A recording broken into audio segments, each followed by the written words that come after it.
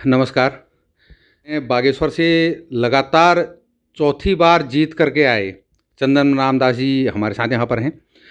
चौथी बार चंदन रामदास जी ने लगातार जीत हासिल की है, ये अपने आप में बागेश्वर के लिए ऐतिहासिक है और उत्तराखंड के बहुत सारे विधायकों के लिए तो ये सबक सीखने वाली जैसी चीज़ है।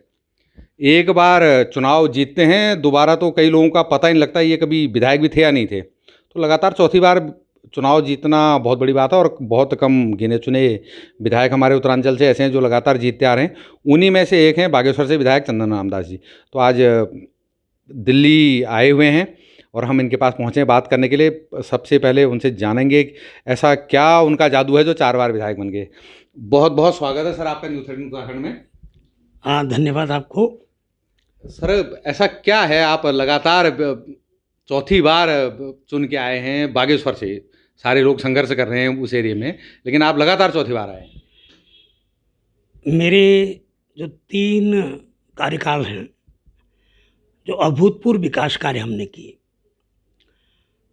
और कार्यकर्ताओं के साथ लगातार संवाद, और उसके ऊपर जो मोदी जी की योजनाएं अपने मुख्यमंत्री द्वारा 6 महीने के अंदर ऐतिहासिक निर्णय, जो ऐतिहासिक काम हुए हैं, उसके कारण मुझे लगातार चौथी बार जीत का श्रेय मिला है। और मैंने इस 15 साल के कार्यकाल में अपने ऊपर एक छोटा सा दाग भी लगने नहीं दिया। भ्रष्टाचार का कोई आरोप मेरे ऊपर इन 15 सालों में नहीं था और मैंने लगातार संगठन के साथ संवाद करके जो भी अपना निर्णय, चाहे शीर्ष नेतृत्व का हो, प्रदेश नेतृत्व का हो, जिले के नेतृत्व का हो, जिन्होंने भी जो आदेश किया मैंने सर आंखों पर लगाकर काम किया। इसी कारण ही मुझे चौथी बार जब राष्ट्रीय नेतृत्व ने टिकट के रूप में दिया तो उनके विश्वास पर खरा उतरकर मैं लगभग 12,500 वोटों से चौथी बार जीतने का मुझे श्रेय मिला है। मैं अपने राष्ट्रीय नेतृत्व को, प्रदेश के नेतृत्व को और अपने मतदाताओं और पार्टी कार्यकर्ताओं का बहुत बहुत आभार और धन्यवाद व्यक्त करता हूँ। पहली चीज़ तो आप मानते हैं कि आपका जो संगठन है वहाँ पे आपके जो कार्यकर्ता हैं सबसे मजबूत तो हुए हैं, और दूसरी चीज़ आपके जो आपने काम किए हैं पिछले कार्यकालों में वो अहम रही हैं। विधायक जी, आप चौथी बार 3 बार जीतने के बाद चौथी बार तो जा रहे हैं। अभी चौथे बार में आपका ऐसा कौन सा टारगेट है कि बागेश्वर के लिए कुछ ऐसा नया ऐतिहासिक करूँ मैं, क्योंकि आप अभी बहुत सीनियर विधायकों में आप गिने जा रहे हैं और आपका नाम बहुत जगह आ रहा है। आपके क्षेत्र की जनता लगातार एक बात को उठा रही है कि चंदन रामदास जी को कैबिनेट मंत्री बनाया जाए। देखिए, जो मेरे कुछ बचे हुए काम हैं और सपने हैं, ड्रीम प्रोजेक्ट, मुझे सौभाग्य मिला है मैं उनको पूरा कर सकूं।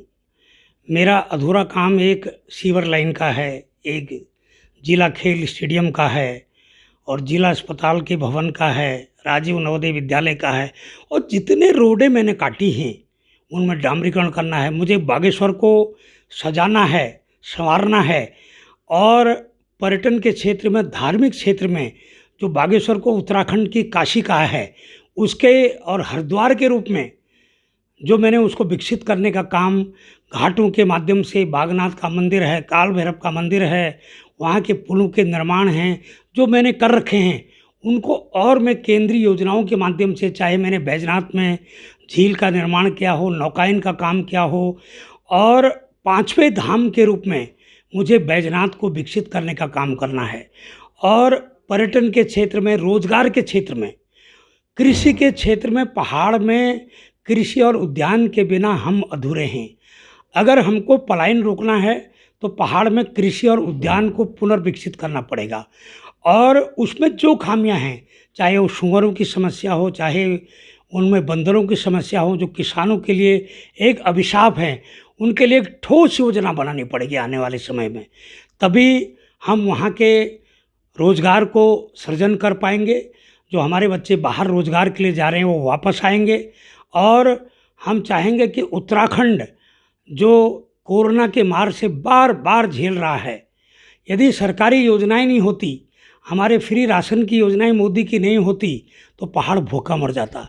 इसलिए हमको एक ठोस नीति बनानी पड़ेगी पहाड़ के लिए। और मुझे कार्यकाल जो चौथा मिला है, इसमें मैं ईमानदारी और निष्ठा से ही काम करूँगा। सबसे बड़ा जो आप मुद्दा है आपने पहले ही छेड़ दिया, बेरोजगारी तो है ही है। पलायन जो मुद्दा है, ये अभी आपको पता है फुलदेई पूरे कुमाऊं में बहुत ढंग से मनाई जाती है, मनाई है लोगों ने। एक बड़ा आपको खुद सुन करके भी हैरानी होगी, हो सकता है आपके संज्ञान में हो। चंपावत जिले के बाराकोट में एक गांव है, उस गांव में कभी 90 परिवार रहते थे। मैं इसलिए आपको शायद हो संज्ञान में, नहीं हो तो मैं बता रहा हूँ आपको। तो उन 90 परिवारों में से इस फुलदेई में वहाँ पर एक अकेली महिला ने इस बार लोगों के घरों में जाके फूल चढ़ाए हैं। कोई नहीं था। उस महिला से मीडिया ने बात करी है जा करके, वो आज भी अकेली वो 90 परिवार सारे वहाँ से पूरी बस्ती खत्म हो गई है। उस गांव में उस महिला को आज भी उम्मीद है कोई आएगा यहाँ। अब वो जो अकेली महिला बची है, या वो नहीं रहेगी या वास्तव में सरकार पलायन रोक करके वहाँ के लोग गाँव में आएंगे वहाँ पे। नहीं, दुर्भाग्य कहो या सौभाग्य कहो, जब ये कोरोना हुआ, ये कोरोना ने ये जता तो दिया कि आने वाले समय में पहाड़ में लोगों को आना पड़ेगा, और आए भी। मैं आपको बताना चाहता हूँ कि मेरे वहाँ बागेश्वर जनपद में 67,000 उसमें प्रवासी आए, उसमें से 35,000 प्रवासी गए भी। और हमने, चाहे मुख्यमंत्री स्वरोजगार योजना हो, चाहे प्रधानमंत्री स्वरोजगार योजना हो, चाहे पर्यटन की योजना हो, चाहे हमने जो होम स्टे की योजनाएं बनाई, उससे काफ़ी हमारे नौजवान रुके हैं। और इन्हीं योजनाओं को आगे बढ़ाने की भी आवश्यकता है। और मैं बताना चाहता हूँ कि इन योजनाओं के साथ साथ कृषि और उद्यान को बढ़ावा की आवश्यकता है। यही हमारा एक क्षेत्र है। आज बिजली, पानी, सड़क, शिक्षा और स्वास्थ्य के रूप में हम परिपूर्ण हैं। मैंने बागेश्वर में अपने जिला अस्पताल को परिपूर्ण बनाने का काम किया। मैंने वहाँ बच्चों का आईसीयू बना रखा है, मैंने बड़ों का आईसीयू बना रखा है। इस बार मेरे वहाँ सीटी स्कैन मशीन लग गई है। इस बार मेरे पास 2 बड़ी डायलिसिस की यूनिट लग गई हैं। और मेरा प्रयास है कि पहाड़ में अगर कोई सबसे ज़्यादा कमज़ोर कड़ी है, वो स्वास्थ्य की कड़ी है। यदि हम जिला अस्पतालों को परिपूर्ण बना दें, सशक्त बना दें, आज हमको हल्द्वानी, देहरादून, लखनऊ, दिल्ली जाने की आवश्यकता नहीं पड़ेगी। शिक्षा के लिए हम कहीं भी चले जाते हैं। आज हमारे पास इंटर कॉलेज हैं, आज हमारे पास हाई स्कूल हैं, डिग्री कॉलेज हैं, पॉलिटेक्निक हैं, आईटीआई हैं। मगर स्वास्थ्य के क्षेत्र में डॉक्टर लाने की आवश्यकता है। आज मेरे पास इतने डॉक्टर हैं बागेश्वर अस्पताल में कि बैठने का स्थान नहीं है। इसलिए स्वास्थ्य के क्षेत्र को हमने परिपूर्ण किया है। 2 बड़े ऑक्सीजन प्लांट मेरे बागेश्वर अस्पताल में हैं। मेरे पास ट्रामा सेंटर है, मेरे पास ब्लड बैंक हैं, मेरे पास गायनोलॉजिस्ट हैं, मेरे पास 3 हड्डी के डॉक्टर हैं। हमको स्वास्थ्य के क्षेत्र में भी आगे बढ़ने की आवश्यकता है, तभी पलायन भी रुकेगा। शिक्षा और स्वास्थ्य पहाड़ों में होगी तो पलायन तो रुकेगा ही रुकेगा, तो पक्की बात है।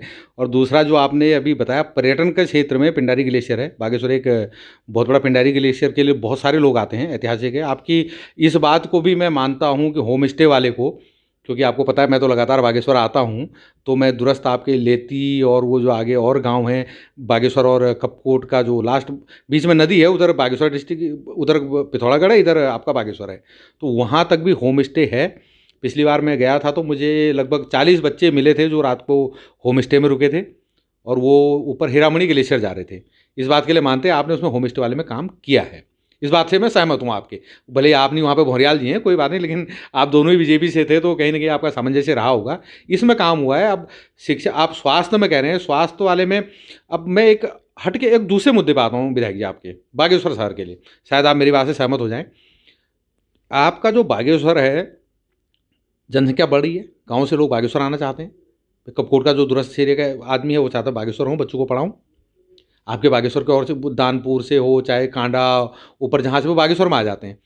बागेश्वर में अव्यवस्था, एक ट्रैफिक व्यवस्था, मैंने वहाँ पर जब भी आया हूँ बहुत बुरी व्यवस्था। अब आप इसमें क्या राय देते हैं, वो एक अलग चीज़ है। नहीं, आप वास्तव में सहमत हैं ट्रैफिक व्यवस्था की बागेश्वर में, चूँकि पुराना शहर है, पुराना नगर पालिका क्षेत्र मात्र 7,500 का था। आज लगभग 20,000 वोटों का और 50,000 के एरिया में जो है बागेश्वर नगर बच गया है। यद्यपि मैंने वहाँ चारों तरफ रोडें बना रखी हैं, ऐसी बात नहीं है कि मैंने बाईपास ने बनाया हो, मगर आज भी अधिकतर लोगों का रुझान बागेश्वर में है। अभी जो एनएच की रोड है हमारी, अगर उस एनएच की रोड को, उसका जो अतिक्रमण है, अगर मैं उसको देखूं तो वहाँ आने जाने में दिक्कत होती है। कोई पेट्रोल पंप के बहाने, कोई बाहर बाज़ार में आने के बहाने शहर में आना पसंद करता है। और इसी मुद्दे को देखते हुए मैंने एक नया सपना देखा है इस बार। बागेश्वर में मैं टनल के माध्यम से, जो ताकुड़ा रोड से मैं कांडा रोड को एक टनल बनाने के लिए एनएच से मेरा एक प्रस्ताव गया है, और मैं चाहता हूँ इधर से टनल हो जाए। कपकोट के लिए जो मेरी बाईपास रोड है वो हो जाए, जो भारतमाला में है, और जो मेरी रिंग रोड है उसको भी मैंने पैसा स्वीकृत कर दिया है। आने वाले समय में जो ट्रैफिक की व्यवस्था, जिसमें आप कह रहे हैं कि पुलिस भी फेल है, इसको मैं दूर करने का पूरा प्रयास करूँगा ईमानदारी से। ये मैंने खुद जाके देखा है। अब विधायक जी टनल तक उस बात पे आ गए हैं, ये तो आने वाले 5 सालों में क्या होता है वो पता लग जाएगा, लेकिन ये बहुत बड़ी समस्या है। मैं फिर विधायक जी को दोबारा बोलूँगा, मुझे बागेश्वर में पुलिस नाम की ना चीज़ दिखी, ना कोई काम होता। दूसरा, विधायक जी ने सारी बातें अभी करी, मैं अभी मेरा बीच में खुद ही एक वहाँ पाला ऐसा कुछ पड़ गया था, तो मैं बागेश्वर के जिला अस्पताल में गया हूँ, वहाँ पे अल्कोहल मीटर नहीं था। आपने मेरे संज्ञान में डाला है, मैं इसको बहुत ही संगीत गंभीरता से लूँगा।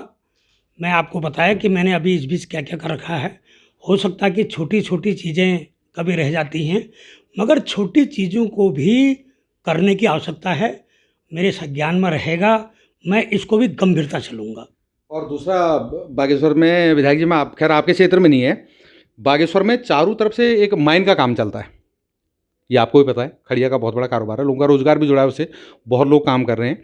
ये जो खड़िया का कारोबार है, ये जितने भी ट्रांसपोर्टर नीचे से हैं वो हैं, इतनी अव्यवस्थाएं हैं। मैं पुलिस पे ही आया था, अभी आपका क्षेत्र है, आप लगातार 15 साल से हैं, अगर आप मेरे को प्रूफ के साथ बोलोगे मैं वो भी आपको दूंगा।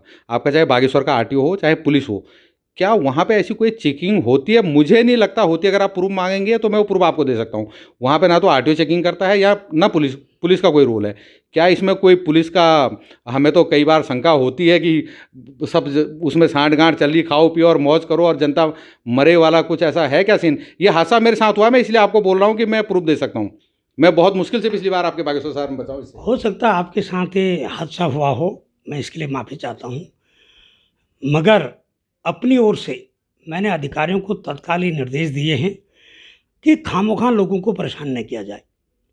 चेकिंग होनी चाहिए, पुलिस का अधिकार है, मगर किसी को चेकिंग के नाम से परेशान करें, उसका दुरुपयोग करें, इसके लिए मैंने निर्देश भी दिए हैं। और आपने ये बात मेरे संज्ञान में डाली है, मैं इसको और कड़े ढंग से निर्देश दूंगा। तो मैं इसके लिए आपका धन्यवाद भी करता हूँ कि आप पुलिस को वहाँ पर थोड़ा करें, हमें नहीं लगा। और विधायक जी, अभी ये जो अब आपका नया कार्यकाल बागेश्वर में, आपने हॉस्पिटल बना दिया, बैजनाथ है, आपका कांडा है, या आप उससे इधर वाला ये जो आपका अल्मोड़ा वाला रोड अंदर को आता है, ये वाला रोड है, इन कांफली गैर वाला जो रोड है, यहाँ पे छोटे छोटे जो आपके सीएससी और ये पीएससी ये सब बने हुए हैं, इनमें व्यवस्थाएं थोड़ा अभी कम है। कि आपका उस तरफ ध्यान नहीं गया, इस तरफ आप उसको मजबूती से इस बार कुछ न कुछ एरिया में करने वाले हैं? मेरे विधानसभा के प्रत्येक पीएससी में, उप शिक्षा केंद्र में डॉक्टर की व्यवस्था है। और काफलीगैर का आपने मुझे संज्ञान लिया, और काफलीगैर और जो हमारा कंधार का जो पीएससी है उसका उच्चीकरण का प्रस्ताव केंद्र को चला गया है। मुझे लगता है कि इसी बीच उसका उच्चीकरण हो जाएगा, उसको भी हम परिपूर्ण करेंगे। पहले काफलीगैर में 108 की सुविधा तो नहीं थी, इस बार 108 की सुविधा मैंने वहाँ दी है। कई खनन न्यास से मैंने वहाँ एम्बुलेंस की व्यवस्था की है। आज मेरे जनपद में 17 एम्बुलेंस हैं।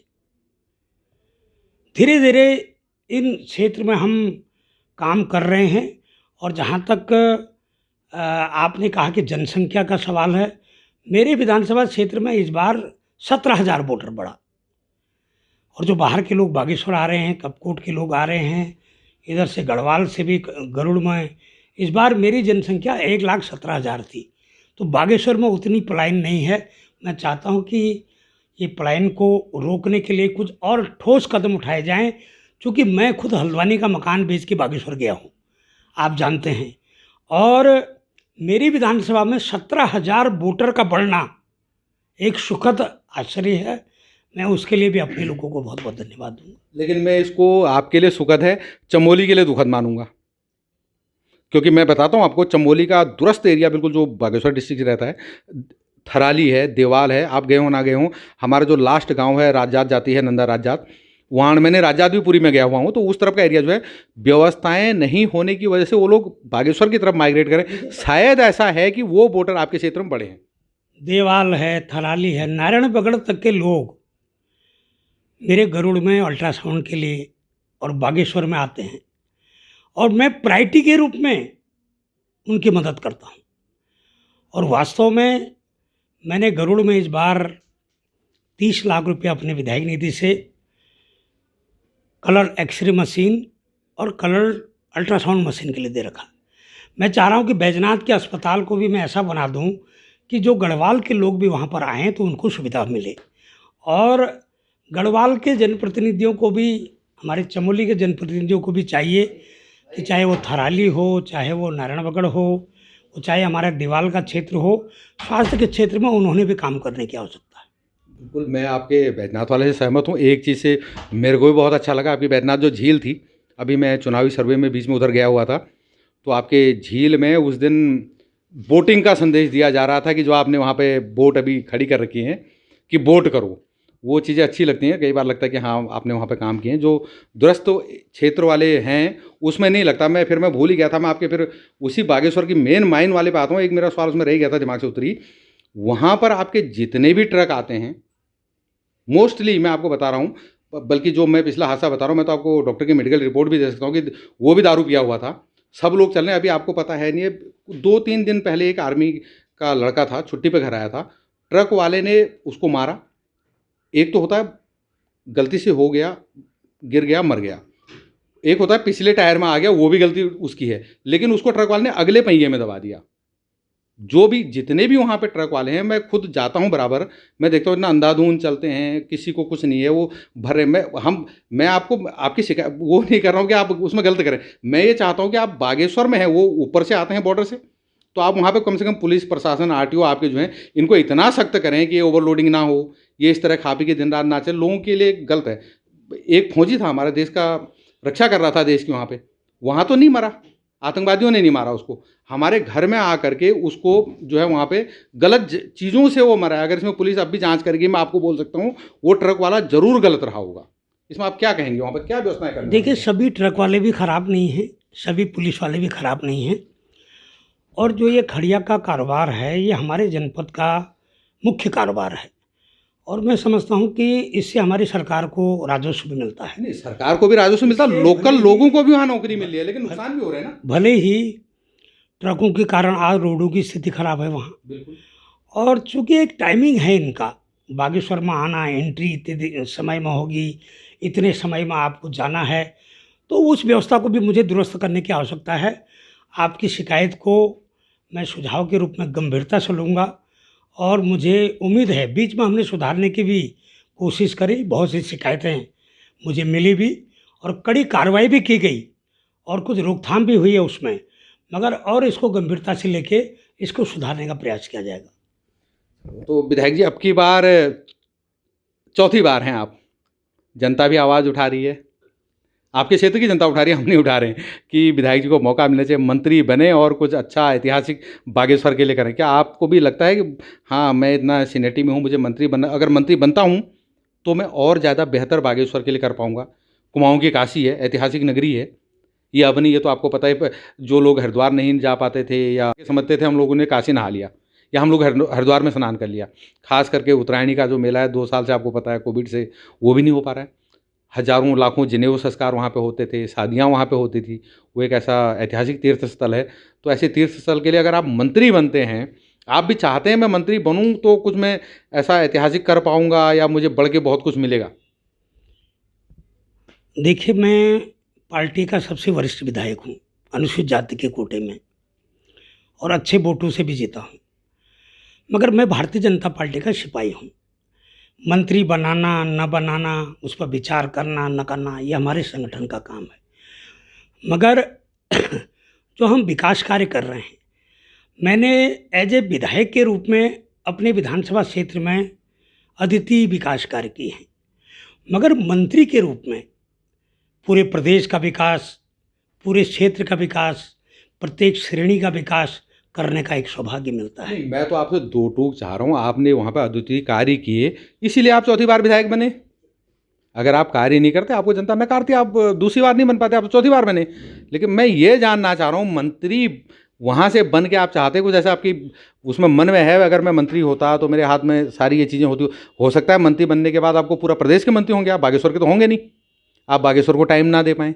बहुत सारे लोग आपसे नाराज़ भी हो जाए, विधायक जी जो पहले थे हमारे, वो अब विधायक जी नहीं रहे, मिल नहीं पाते। अगर आप मंत्री बनते तो नहीं मिलेंगे, स्वाभाविक बात है, नहीं मिल पाएंगे आप। आपने अभी आप विधायक बन के बागेश्वर देख रहे हैं, अगर मंत्री बनते पूरा उत्तराखंड देखेंगे, तो उतना टाइम आपके पास नहीं हुआ। लेकिन आप कुछ मंत्री बनने के बाद आप ऐसा कुछ कर पाएंगे, शायद बागेश्वर के लोगों को लगे कि विधायक से आज मंत्री बने हैं, तो विधायक रहने से अच्छा आप मंत्री जी ने ये ऐतिहासिक काम हमारे लिए कर दिए। तो आप उस लिहाज से आप चाहते हैं, आप ठीक है, आप उससे आपने बोल दिया मैं कोटे से विधायक चौथी बार बना हूँ, वो सच्चाई है, उसमें तो कोई बहुत बड़ी बात नहीं। और वरिष्ठ भी इस टाइम पर आप हैं, शायद आप 5 साल लोग ही होंगे जो इतने वरिष्ठ विधायक इस टाइम पे हैं।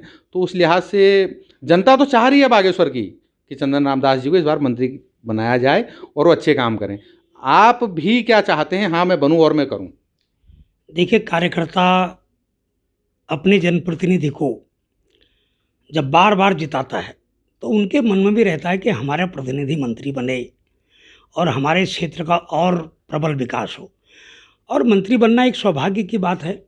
यदि संगठन मुझे मौका देता है तो मैं इतिहास रच दूंगा कि मंत्रीगिरी भी ऐसी होती है, क्योंकि जो मेरा अनुभव है, 40 साल की राजनीतिक जीवन का मेरा अनुभव है, और मैं अपने अनुभव के आधार पर मैं आपको विश्वास दिला सकता हूं कि जो भी दायित्व मुझे मेरा संगठन सरकार में मिलेगा, मैं उसको ईमानदारी, निष्ठा से, ऐतिहासिक कार्यक्रम के माध्यम से करूंगा।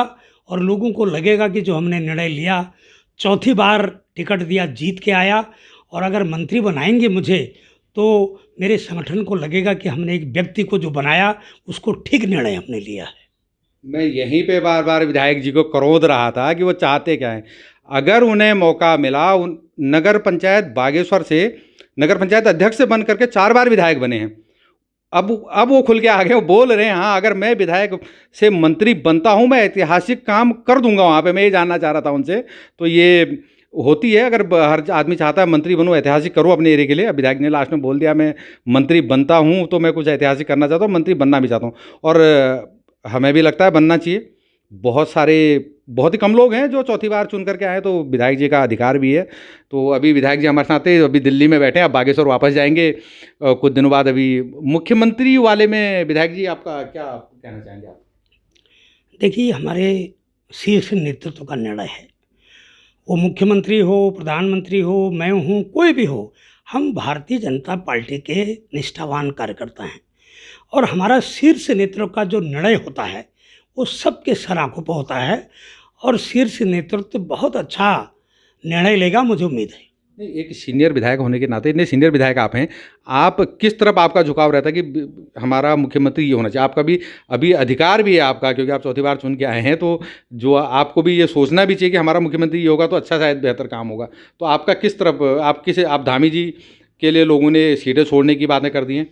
हमारे भाई उमेश शर्मा जी को आप जानते होंगे, पत्रकार हैं, आपके ही विधायक वहाँ पे बहुत ज़्यादा उछल भी रहे थे, सब कुछ कर रहे थे, तो बड़ी बुरी तरह उन्होंने हराया उनको और विधायक बने। आज आपको पता नहीं होगा, उन्होंने घोषणा कर दिया खुले में, मैं विधायक निधि से 1 रुपया खर्चा नहीं करूँगा अपने लिए, पर्सनल किसी काम के लिए। वो गरीबों के लिए होगा, जो बहुत गरीब बच्चियाँ हैं उनकी शादियों के लिए खर्च करूँगा, और मैं कोई पैसा लूँगा नहीं। ऐसा वो उसकी जांच भी कर सकते हैं बाद में। तो आपको उमेश कुमार जी को जानते होंगे, वैसे वो जो बोलते हैं करते हैं। तो ऐसे में उन्होंने सीट छोड़ने का भी दावा किया। निर्दलीय हैं वो, पत्रकार से विधायक बने हैं। तो अगर वो धामी जी के लिए बोल रहे हैं, तो कोई आपके मन में भी ऐसा होगा, एक सीनियर विधायक होने के नाते किससे बनना चाहिए? मैं आपको पहले बता चुका हूँ, धामी जी के नेतृत्व में 6 महीने में बहुत अच्छा काम हुआ, बहुत सुंदर निर्णय हुए। दुर्भाग्य से खटीमा की जनता ने अजीब निर्णय लिया, जो दुर्भाग्यपूर्ण है, मगर ये निर्णय हमारे हाईकमान का है। और मैं समझता हूँ कि हाईकमान सभी एंगल से निर्णय लेता है, और प्रत्येक कार्यकर्ता को हाईकमान के निर्णय का सम्मान करना पड़ता है। मैं समझता हूं कि जो भी निर्णय होगा बहुत अच्छा होगा। बहुत बहुत धन्यवाद विधायक जी, आप हमसे जुड़े और रात में आपने हमको वक्त दिया है। बहुत बहुत धन्यवाद। तो ये थे बागेश्वर से चौथी बार जीत करके आए विधायक चंदन रामदास जी। बहुत सीनियर विधायक हैं और बहुत सज्जन आदमी भी हैं, ऐसा कुछ बोलेंगे नहीं। हमें उम्मीद भी थी वो इस मामले में खुलकर नहीं बोलेंगे कि मैं क्या चाहता हूँ, वही उन्होंने मुट्ठी बंद रखी है, वो नहीं कहना चाहते। लेकिन बात उन्होंने बातों बातों में बोल भी दिया। अगर हम धामी जी के नेतृत्व में इतना बड़ा हमें मैंडेट मिला है तो शायद मुख्यमंत्री वही होने चाहिए। तो आज के लिए इतना ही, धन्यवाद।